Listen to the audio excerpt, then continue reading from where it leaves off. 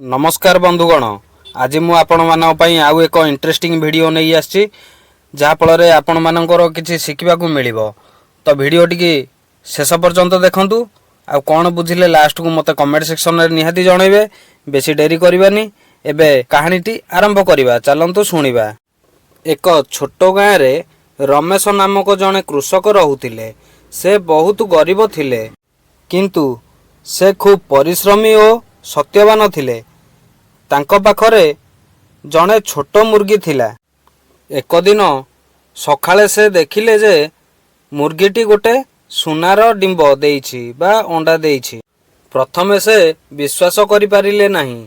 से डिंबटी को बाजार को नेले। सुनार बेपारी कहिले एहा सत्यरे सुना अटे। रमेश बहुत खुशी हेले। आउ से डिंबटी को बिकी करी अनेक टंका पाइले।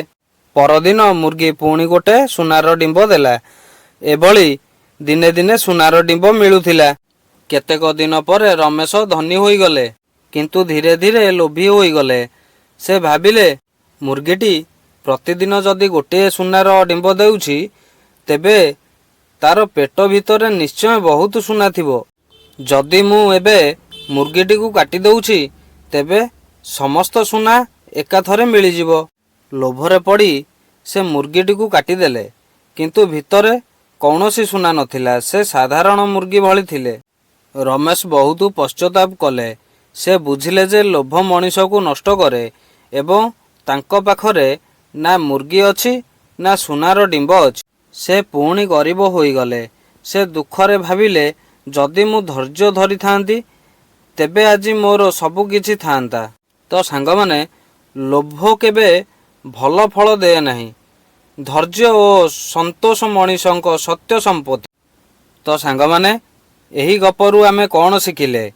अधिक लोभ विनाशर कारण। तेणु करी आपण माने भी केही लोभ करंतु नाही। लोभ करंतु किंतु जेतिकी दरकार सेतिकी करंतु। अति लोभरु मनीष मृत्यु।